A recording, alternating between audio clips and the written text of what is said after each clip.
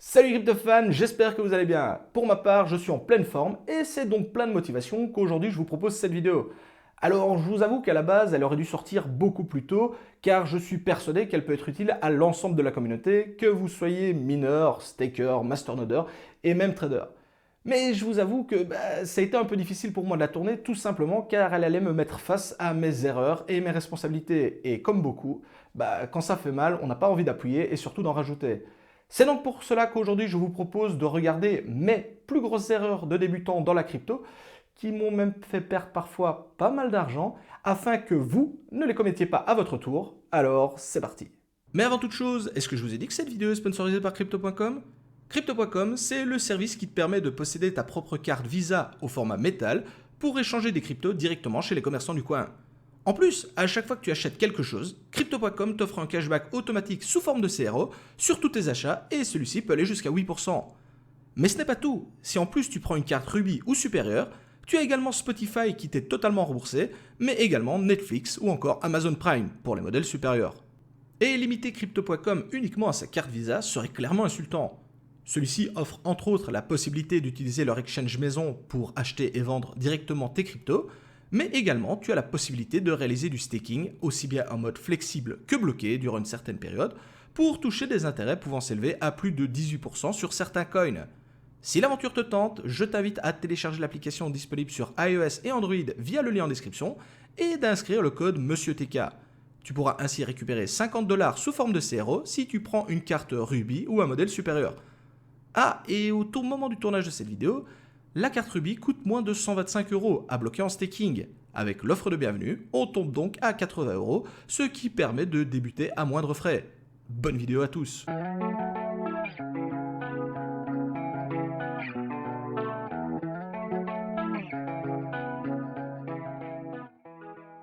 Alors oui, je sais que j'ai déjà parlé de problèmes et d'erreurs dans l'univers crypto dans certaines de mes précédentes vidéos. Mais à chaque fois, il s'agissait d'un domaine bien précis, comme par exemple le minage. Et accessoirement, c'était aussi des problèmes que je n'avais pas rencontrés, ou du moins auxquels j'avais été confronté suite à une discussion avec un membre de la communauté. Ici, dans cette vidéo, c'est tout le contraire. C'est vraiment des problèmes et erreurs que j'ai soit commises, que j'ai rencontrées, et surtout les moyens que j'ai mis en place pour les surmonter, ou du moins en limiter les conséquences. Attention cependant, il n'y a pas non plus de recette miracle, et l'expression « c'est en commettant des erreurs que l'on avance et que l'on progresse » est quelque chose qui est pour moi très important. En effet, c'est selon moi de cette façon que l'on progresse le mieux dans la vie et elle fait totalement partie de l'apprentissage. Cependant, si à l'aide d'une astuce ou d'une anecdote, je peux vous éviter de perdre bêtement de l'argent ou de griller un processeur, au final, c'est pas plus mal. Alors oui, dans cette vidéo, vous allez apprendre tout un tas de choses très intéressantes, mais c'est pas pour autant que par après, vous serez à l'abri du moindre pépin non plus. Et c'est donc après un très gros travail sur moi-même qu'aujourd'hui je peux vous proposer cette vidéo de mes plus grosses erreurs de débutant dans l'univers crypto. Et pour commencer, je vous propose tout simplement l'erreur que j'ai commise dès que j'ai fait mes premiers pas dans la crypto et que j'ai traîné pendant pratiquement 4 années. Voilà seulement quelques mois que j'en suis quitte. Croire que l'on a découvert un ou plusieurs projets qui vont révolutionner le monde, faire partie des insiders, etc. et ne posséder que cela dans son wallet. Alors vu qu'un exemple vaut mieux qu'un long discours, il n'y a encore pas si longtemps que ça, je ne possédais pratiquement pas de Bitcoin, d'Ether et même de crypto du top 10, voire même du top 20. Alors oui, d'accord, j'en avais un petit peu, mais c'était vraiment une infime partie de mon portfolio. Oui, je vous vois venir, énorme erreur. Comment ai-je pu être aussi inconscient? En effet, j'étais persuadé d'avoir découvert de nombreux outsiders qui faisaient mieux, plus efficace, moins cher, plus rapide, etc. Et je suis moi-même persuadé que vous avez déjà dû entendre parler d'un coin qui est soi-disant le nouveau Bitcoin ou l'Ether Killer. Et en soi, c'est pas une mauvaise chose, mais cela ne représentait qu'une petite partie de votre wallet et non pas la totalité de celui-ci. Et malheureusement pour moi, il y a encore pas si longtemps que ça, je ne possédais que ce type de projet censé remplacer les anciennes cryptos vieillissantes et pas adaptées à notre nouvelle façon de consommer. Ce n'est que bien plus tard, et même trop tard, que je m'en suis rendu compte à mes dépens. Je me souviens encore avoir vu une vidéo de la chaîne de Sisyphe et qui m'a fait vraiment prendre conscience de cela. Alors, si on prend l'exemple du Bitcoin, oui, il n'est pas le plus rapide, oui, il n'est pas le plus fonctionnel, et oui, il a des problèmes et des défauts, mais en attendant, il est là depuis maintenant 11 ans et il reste quand même le king. J'ai d'ailleurs beaucoup apprécié son image de mauvaise herbe en ce qui le concerne. Car oui, Bitcoin a dû grandir et se frayer un chemin au travers d'une crise économique et s'imposer comme un modèle viable et plausible à celui que nous connaissons actuellement, contrairement aux autres cryptos qui ont profité de l'écosystème mis en place par Bitcoin pour se développer. Et c'est notamment là qu'intervient la similitude avec la mauvaise herbe. En effet, Bitcoin, il a dû grandir entre deux dalles de béton et vraiment s'imposer là où il n'y avait absolument rien, contrairement aux autres cryptos qui ont pu pousser entre guillemets à leur aise et profiter d'un espace qui leur était entièrement dédié. Ajoutons également qu'il y a un nombre énorme de personnes qui travaillent au développement de Bitcoin ou Ethereum. Cela représente donc des centaines, voire des milliers d'heures de travail par mois, et c'est à mettre en relation avec les quelques développeurs qui bossent sur votre projet révolutionnaire. Alors attention, je ne dis pas qu'il faut abandonner les petits projets et qu'il ne se cache pas encore de futures pépites révolutionnaires. Je dis seulement que cela ne doit pas représenter la totalité de votre wallet. La diversification a du bon et encore jusqu'à présent, c'est toujours le Bitcoin qui drive le marché. Bon, on va maintenant passer au point suivant, car oui, je sais, on pourrait encore détailler le point précédent en long, en large et en travers, mais ce n'est pas le but de la vidéo. Autre point que l'on retrouve très souvent comme erreur chez les débutants, et moi le premier, c'est l'absence de stratégie et l'agissement dans la précipitation. Et ça, c'est vraiment quelque chose qui touche tous les domaines de l'univers crypto, et accessoirement même les marchés financiers traditionnels. Lorsque vous vous lancez dans la crypto, vous devez avoir une stratégie, que ce soit du mining, du masternode, du staking, vous devez savoir quoi faire si tel ou tel événement venait à se produire. D'ailleurs, au passage, que la décision soit bonne ou mauvaise, il vaut mieux prendre une décision mauvaise et raisonnée plutôt que de faire n'importe quoi et agir dans la précipitation. Exemple, vous montez un masternode et son prix fait x2. Que faites-vous? Vous vendez la totalité du node? Vous vendez uniquement les rewards? Vous vendez la moitié du node et espérez racheter plus bas si le cours baisse? Alors ici, que faites-vous? Alors je vous dis tout de suite, il n'y a pas de bonne ou de mauvaise réponse, elle dépendra vraiment de la stratégie que vous allez appliquer. Et je sais qu'effectivement, il n'est pas possible non plus d'envisager toutes les stratégies et tous les événements qui pourraient se produire. Cependant, pour une grande partie d'entre eux, vous pouvez déjà avoir des idées ou des pistes qui collent à ce que vous vous attendez. Dans mon cas, j'ai établi plusieurs stratégies en fonction du coin et des projets. En effet, ma stratégie pour de l'Ether n'est pas du tout la même que pour un coin du top 100 et encore moins la même que pour un coin du top 500. C'est également valable pour le minage et tout ce qui est masternode et staking. En effet, si vous minez un coin et que celui-ci vient à tomber à zéro, ok, c'est super frustrant, mais vous pouvez toujours miner autre chose et vous avez toujours le matos. Contrairement au staking ou au masternode, si le cours du coin tombe à zéro, bah vous avez tout perdu.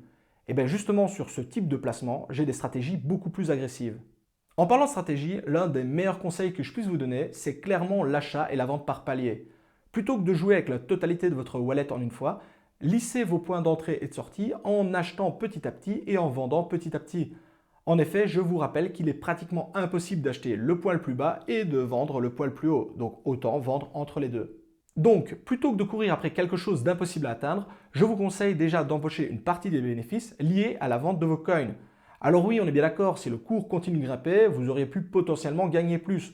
Cependant, au moment de la vente, rien n'indique que le cours allait continuer de grimper. D'ailleurs, au passage, si le cours vient à chuter, vous aurez déjà empoché un bénéfice. Et si jamais le cours ne fait que augmenter, vous pourrez toujours vendre une partie des coins qui vous restent. Dans le cas de l'achat, c'est exactement pareil, mais dans l'autre sens forcément. En parlant justement de cours qui montent et qui descendent, cela me permet de passer au point suivant sans aucune transition. Acceptez que lorsque vous vendez des coins, le cours continue de grimper. Pour moi, c'est là tout le paradoxe du trader, mais lorsque celui-ci achète un coin, il n'attend qu'une chose, que son cours augmente. Par contre, lorsqu'il vend, la seule chose qu'il attend, c'est que le cours s'effondre pour acheter de nouveau plus bas. Eh bien, laissez-moi vous dire que cela arrive très très souvent, et surtout si, comme moi, vous n'êtes clairement pas un expert en trading. Cela m'est arrivé un nombre incalculable de fois de vendre une bonne partie de ma position, et donc de ne pas avoir appliqué la vente par palier. Et que le cours augmente encore énormément. Alors ça m'a demandé un très gros travail sur moi-même d'accepter qu'après la vente de mes coins, le cours puisse encore faire x2, x3 ou x4 sans moi. Alors je vous rassure tout de suite, le sentiment de frustration que vous pouvez avoir est énormément limité par la vente par palier. Cependant, acceptez que vous ne pourrez vendre que très très rarement le top du top. Mon meilleur conseil, c'est de vous inviter à vous changer les idées et si vous avez appliqué votre stratégie et que vous y êtes tenu, la pilule sera d'autant plus facile à avaler que vous aurez réalisé un bénéfice et c'est là le plus important. Ce point me permet également de rebondir sur le point suivant qui lui aussi est lié à l'évolution du cours. Évitez autant que possible de rentrer en période de hype. Alors si le cours du coin a fait x2, oui vous pouvez rentrer et espérer faire x3, mais le risque à prendre est énorme. Alors d'accord, si une fois vous gagnez c'est intéressant, mais si derrière vous vous plantez 3 fois de suite, ça n'a aucun sens. J'ai d'ailleurs vécu cette situation il n'y a pas si longtemps que ça avec le projet Link. Alors en effet j'ai eu la chance de pouvoir acheter le Link sous la barre des 1$. Et malgré la vente par palier, je me suis retrouvé rapidement à court de Link, alors que lui, son cours, il ne cessait pas d'augmenter. Alors, je me suis laissé tenter aux alentours des 4$ et je sais que c'était énormément risqué. Alors, par chance pour moi, je suis rentré au bon moment et j'ai réussi à sortir au bon moment pour profiter de la hausse, mais je sais que dans de nombreux autres cas, j'aurais été totalement perdant. Bref, cette fois-ci c'est passé, mais ce type de mouvement est extrêmement rare, bien qu'on en soit quand même dans l'univers des crypto-monnaies. La meilleure chose que j'aurais dû faire, c'était d'attendre une correction pour rentrer à nouveau. Un autre point que je veux aborder avec vous, c'est le sujet de la diversification. Alors oui, je sais, je suis le premier à vous dire de vous diversifier. Cependant, n'en faites quand même pas trop. Surveiller 4 ou 5 projets différents, c'est déjà pas facile. Alors une dizaine, c'est vraiment galère. Et plus que ça, franchement, faut vraiment le vouloir. Ce que je veux dire par là, c'est que je vous conseille de vous limiter à 4 ou 5 projets différents dans votre wallet, surtout si vous voulez suivre l'évolution de ces projets et être au courant des dernières mises à jour et des forks. C'est particulièrement le cas pour les coins en minage ou placés dans des masternodes ou du staking. Il n'est pas rare d'avoir une mise à jour importante de leur code qui vous oblige à mettre à jour le miner ou tout simplement à réaliser un fork de vos coins suivant un certain délai. Passé ce délai, vous pouvez avoir perdu la totalité de votre investissement car le projet sera passé sur un nouveau processus et vos anciens coins ne seront pas valables. Et croyez-moi, pour avoir dû surveiller plus d'une quinzaine de projets différents, c'est extrêmement chronophage. Pour les prochains et derniers points, je vais rapidement survoler ceux-ci car ils sont beaucoup plus classiques et je suis persuadé que vous en avez déjà entendu parler. Cependant, une petite piqûre de rappel ne fait jamais de mal.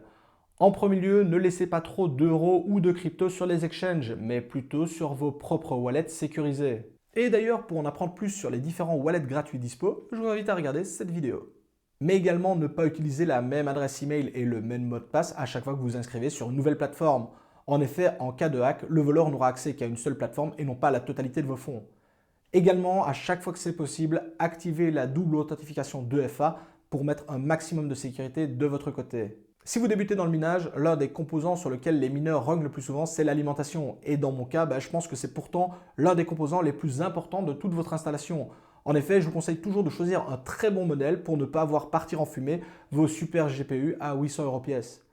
Et pour finir, si vous jouez avec des masternodes à très fort retour sur investissement, je vous rappelle qu'il faudra toujours sortir à un moment donné ou à un autre et que ce seront toujours les premiers à sortir qui seront les réels gagnants de l'histoire.